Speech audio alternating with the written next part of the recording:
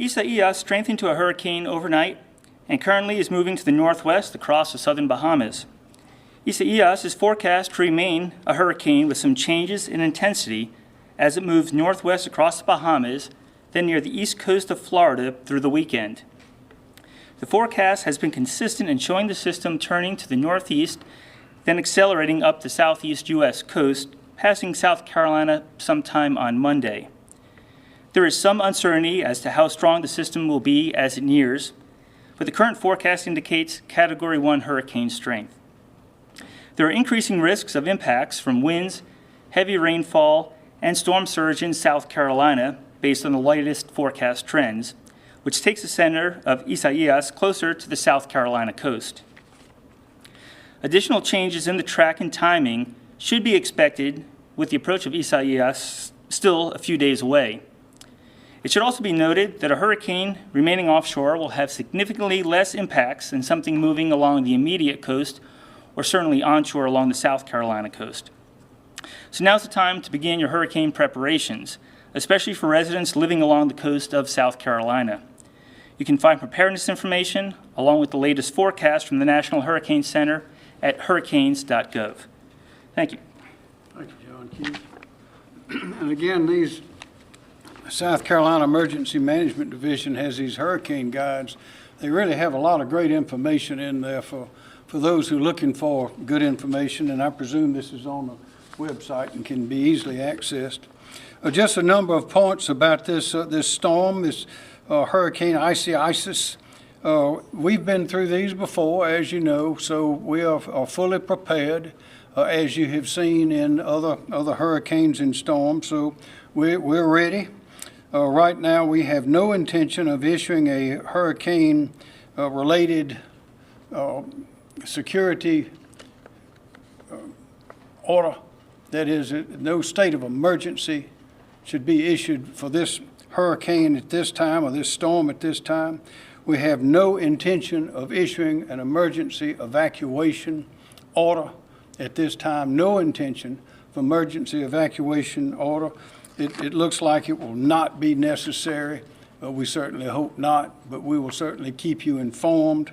Also, we would ask again that particularly the coastal residents, be sure and take a look at this. We have some new people that have moved into the state and some that may have forgotten some of the precautions that are necessary.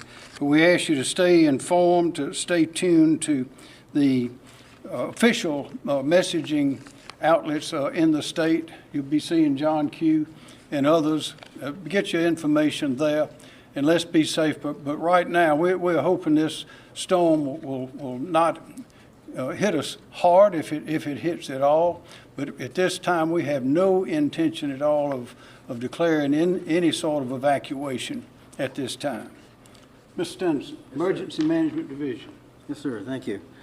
Well, we're closely monitoring, obviously, the forecast and working with county emergency managers at the local level, certainly our state partners and the National Weather Service to respond to this storm. And Team South Carolina has had a great deal of experience in the last several years preparing for, responding to, and recovering from hurricanes, and that's without a doubt our greatest strength that we have here in South Carolina.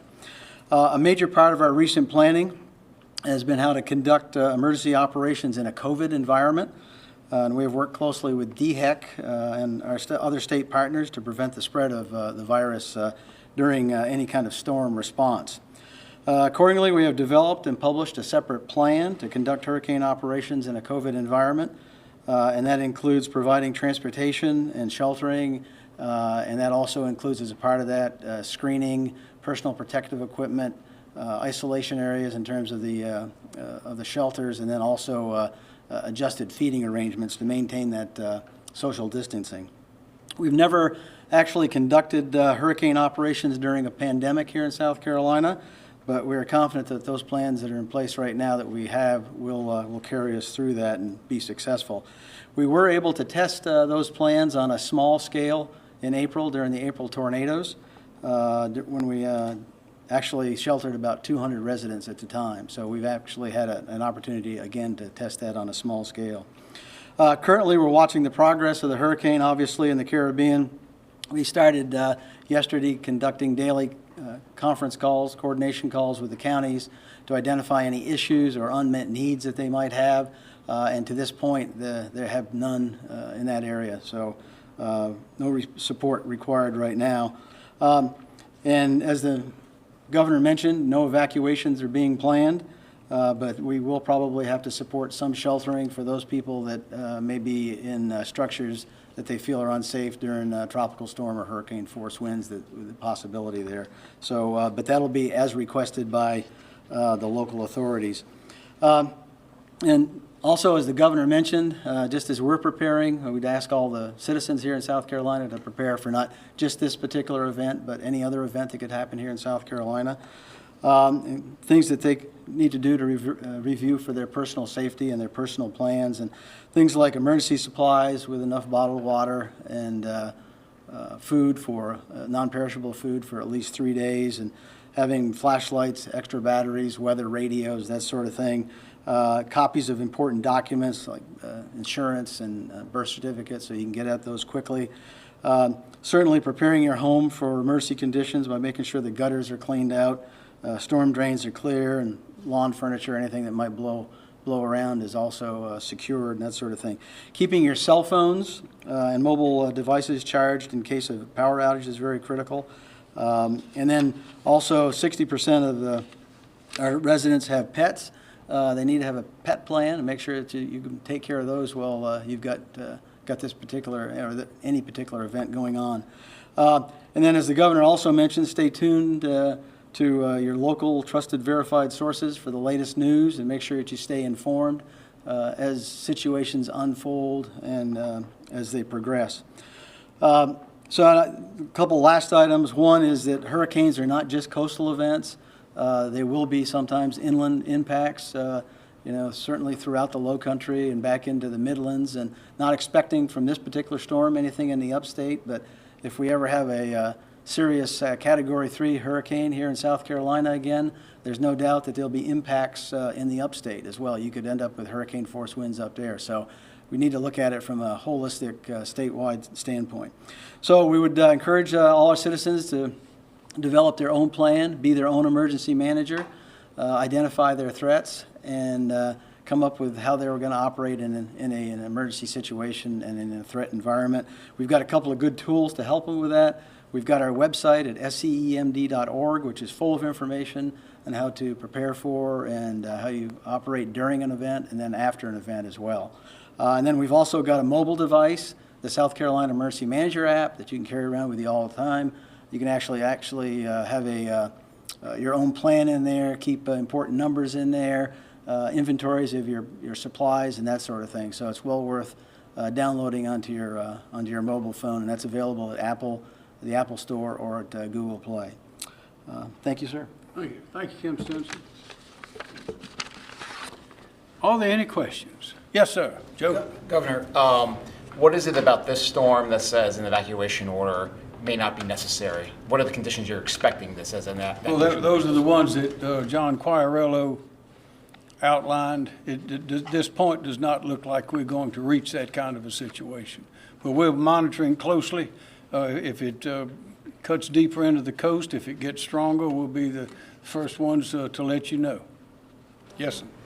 Florida canceled some of their coronavirus testing sites in preparation for the storm. Do you plan to do something similar? Say it again, somewhat. I said Florida canceled or Florida closed canceled? some No, ma'am, coronavirus. we're not planning on that at this point. And we have a lot of them going on, as you know, and urge people to take advantage of it. You can go to Accelerate SC and find out exactly when and where they are all around the state. Yes, sir. This is for the Emergency Management Division. What are some of the biggest changes that you're making this year to deal with not only hurricane season, but the pandemic? Okay, well, in terms of the hurricane piece of it, is that two critical areas, and I mentioned them briefly before, is transportation and sheltering. On the transportation side, we have to identify transportation assets, primarily buses, to move those personnel that do not have any their own transportation to safe sites, to shelters. So normally it's just a matter of putting people on the bus and taking them to the next location. But in this particular case, that there has to be a screening process making sure that nobody is visibly ill, putting them on the bus. We can't put as many people on the bus as you normally do, have to spread them out so that there's more trips required. And then, of course, personal protective equipment, making sure everybody is masked while they're operating. And some of the other things, like in the SEOC right here, you see some of the shields in at our work areas. Most of you have been here before. We have sometimes several hundred people in the building, so we've had to make arrangements for that. We're going to have limited number of people here working remotely, and then sometimes working remotely here in the building itself. So there's a lot of different things that we've taken a look at in terms of how we want to adjust our operations. What's the plan if somebody is being evacuated and they do show symptoms? What happens to that person? Well, they'd be put in an isolation area initially, and then they'd be transported to probably a non-congregate shelter, a hotel, or that sort of thing. More questions? Yes, ma'am. Governor, what are your biggest concerns, maybe not even with this hurricane, but just hurricane season in general, and having to also combat COVID-19, or people that might be scared to evacuate because they don't want to go to a shelter or a friend's house because of COVID-19? What do you say to those people? Well, that's you've put your finger. That's the whole point. Is we have two situations happening at the same time. As Mr. Stinson said, to our memory, we've never had that happen before. But that does complicate things, of course. It adds another layer of planning and expertise, but we've been planning for these kind of things all along. And we'll have to be careful, and providing the proper information to the citizens will be very important. But it is, you're correct, it does make things a little more difficult to do, but we're confident that we can get them done. Yes, sir. For Mr. Stinson, you mentioned that there might be some people who may seek shelter. What kind of places would they be going in for this particular storm? They don't think their structure could withstand a tropical storm. Yeah, exactly. Well, they'll go to a shelter normally on our list of hurricane shelters.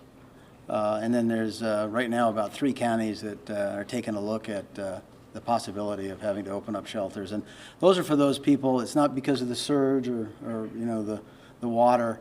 It's because they might be living in a home that might not withstand tropical storm force winds, or in a low-lying area or something like that. So we expect fairly limited number of people, as the governor also mentioned, in terms of ordering somebody to evacuate. We would expect that there would be very low compliance. And then we've discussed that with the counties. All the counties say the same thing. And then just as a footnote to what the governor also said, is that we have coordinated very closely with the local authorities down along the coast, and all of them are confident that we can get through this right now without any evacuation.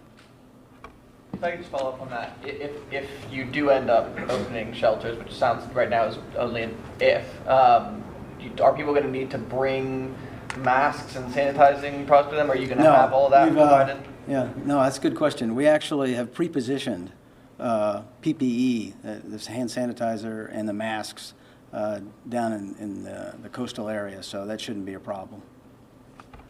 Are there any more questions? Governor, do you recommend that people who are in lower coastal areas seek higher ground, even if you're not mandating an evacuation, or is that not necessary in your mind? That will all depend on the course that the storm takes. But as Director Stinson said, the best way to approach this is you need to be your own emergency management division. Be sure to inform yourself. There'll be plenty of information if you seek it from the official sources, and make your own common sense decisions. Any more questions? We thank you very much.